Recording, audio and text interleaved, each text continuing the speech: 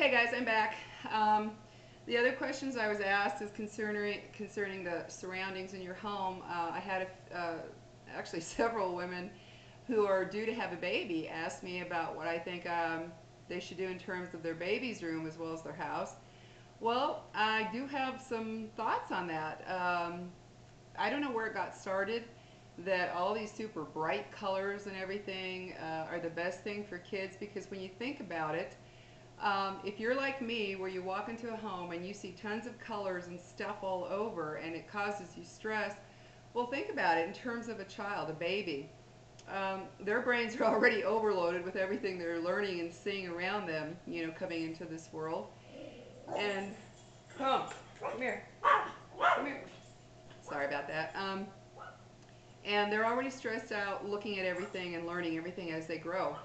And you think about it, if you put all these super bright colors in their rooms, these children, kids, babies and little kids are already stimulated. All right, their nervous systems, they're already wow, all the time. We know that as mothers. When they're young, you're just thinking, oh my God, shut up, be quiet, stop. Well, think about it. It only makes sense. And I got this from uh, um, I was looking at some celebrities in some magazines. They were showing their nurseries. And these are celebrities who decided to stray away from that whole crazy color and a million things in the kids' rooms. And I was really shocked. When I saw the pictures, I was like, wow, those look so beautiful and relaxing and comfortable. And ironically, these very celebrities are saying that their babies are so peaceful and calm, which kind of makes sense if you think about it. Um, so yeah, when it comes to your child's room or your nursery, the ones I saw were just so beautiful. They were beautiful, like beiges and very like a pale baby green or pale pink or yellow, but very pale. I mean, just really muted pale colors. And then they had just a few things in the room. It wasn't jam packed full of toys and stuff all over the walls. They had the same thing in the child's room. They had just a few really pretty soft colored things on the walls. The mobile that they had on one of them that I saw was beautiful. Oh, excuse me. It was a mobile of this one had little angels, and they were just real softly colored little angels. And as I looked at the whole room, I thought that is so peaceful and relaxing. Well, you think about it, a baby especially is already so stimulated. The last thing they need to do is be lying in a crib where they've got 10,000 colors, bright yellows, oranges, and all those colors. That's the last thing they need. So I would suggest that if you're going to have a baby or you're planning a nursery or maybe you already have the children in the room and the children are super hyper, maybe you need to kind of rethink the whole color scheme and have little touches of color rather than all the bright colors all over the place, because that only makes sense. I mean, kind of look at it this way. Let's say you have a hangover, okay? Let's say you went out the night before you have a hangover. What's the last thing you want the next day? You don't want a lot of sound. You don't want a lot of bright anything because it makes your mind like, ah. Well, kind of think about that in terms of children. If you have that around them constantly, that creates, in my view, because I know it does it to me, it creates a lot of stimulation. And I kind of think that that's not what a lot of kids need. They're already hyperactive as it is. So you might want to go ahead and rethink the whole nursery thing or the whole kids room thing. And like say you have a little girl who say she likes everything with ballet. Yeah, have the things she loves, but you don't have to have the bright pinks and the bright whatever. Have some soft, pretty colors surrounding. Same with the little boy. If, say, he likes football, okay, put the things, you don't have to have all the sheets, the bedspreads, everything all over, just covered with all these football colors all over.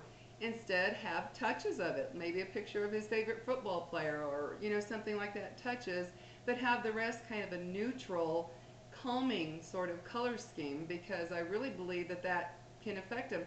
And after seeing a lot of those photos from some of these celebrities, they were so beautiful. I mean, those rooms were so beautiful. I could have been very comfortable staying in those rooms and very relaxing looking. So you might want to think about that concerning your kids. Because I do think that they are overstimulated as it is just by life in itself, much less walking into a room, like I say, related to, And like if you're not feeling well, same thing. If you're not feeling well, you don't want a lot of noise. You don't want a lot of stuff going on in your head. Well, stuff in your house creates a lot of stuff in your head. So imagine in a child's mind.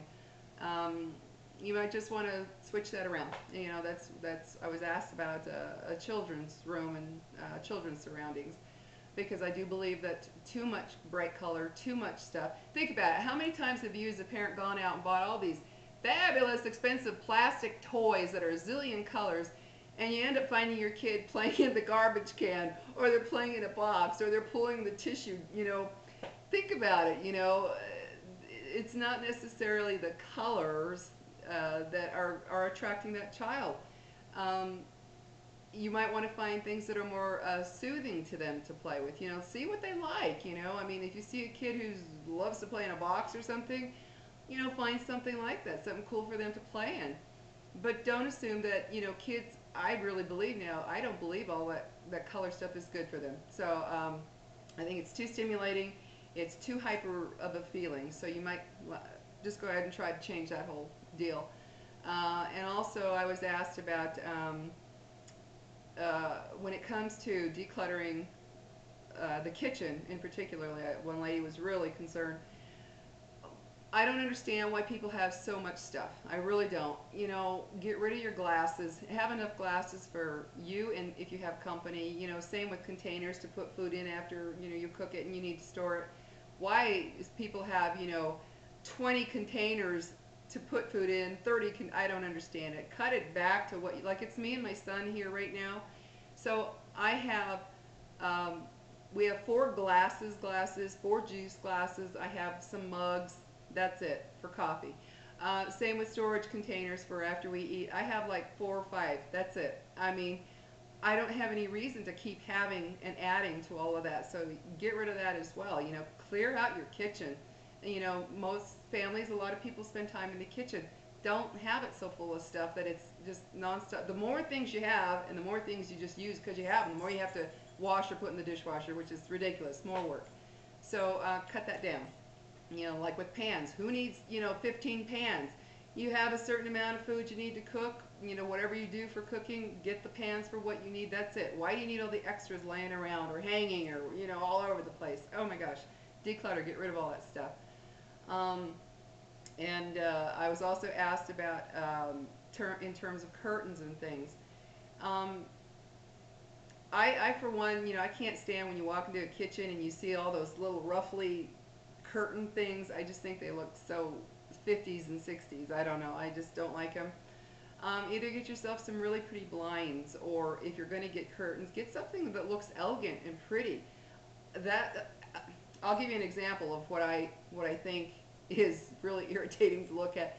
Anybody who has seen the show Everybody Loves Raymond, you know that series, when they're in that house, I could scream. I mean, I'm in my room when I'm watching that. I love the show because I find it funny.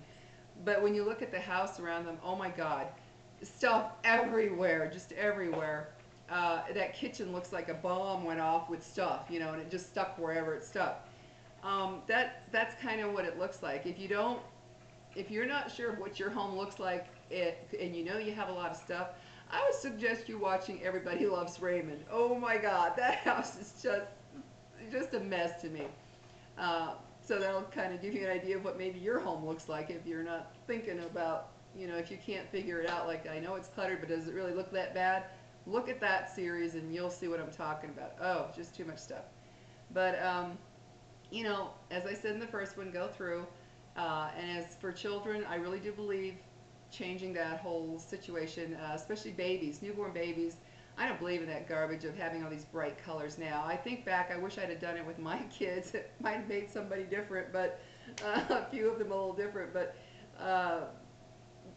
put more soft, more relaxing colors, more natural colors in their room.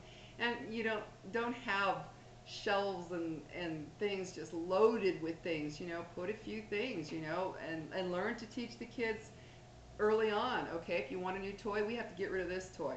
Don't just keep adding, because how many of you have toy boxes or closets filled with stuff that they played with for a week and they never touched it again? That's our fault. You know, it's our fault. If they want something new, like if you're at the store and they say, oh, I want this game or I want this toy, say, okay, then what are you going to get rid of in order to get this? Well, that might make them think, well, do I really want it to get rid of something? Or it might think, yeah, they might think, I do need to get rid of something and replace it.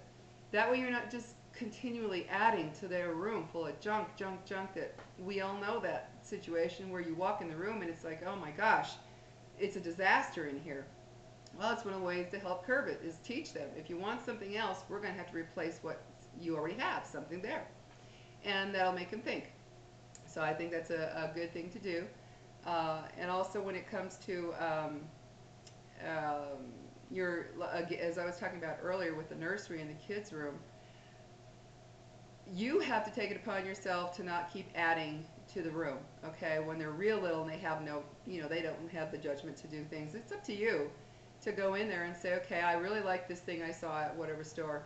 I think I'll replace that picture on the wall with it. I really like this table for their room. You replace the other table. You don't just keep adding, okay? That's just going to create more clutter and mess, and you won't find it comfortable, and it's more to clean. And I don't see any reason for having more stuff in your house that you have to keep cleaning and cleaning and cleaning and keeping up, wiping and what have you, dusting, and I don't see the point of it. So anyway, that's basically all I really had to say concerning that. They were concerned about their kids' atmosphere, their environment in their room. Yeah, I say get rid of all those, that stimulating, hyperactive, color, color, color, color. I don't know where that got started. I have no clue.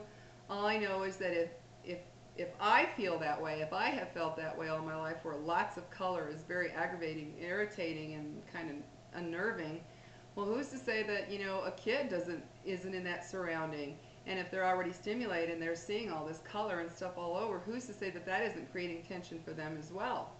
So, if you start early on to where you teach them not to have so much stuff, not to have 10 zillion colors, maybe you can start getting them on a track where they're a little more low key, not so hyper all the time. So, anyway, that's basically wanted to answer that. I was trying to think of another one. I should have written it down again, but I didn't. So anyway, if I think of it, I'll get back to it. But at this point, that's basically all I have to say. Just think about your color scheme in yours and your children's room. Think about how much stuff is in there. I know it can be hard to have kids get rid of things, but you have to teach them. You don't want them to grow up and be the kind that has a house cluttered filled with junk, because that's what they know. You need to teach them from the time they're young. So try that. Anyway, I hope you're having a great day, and I will talk to you later. Bye-bye.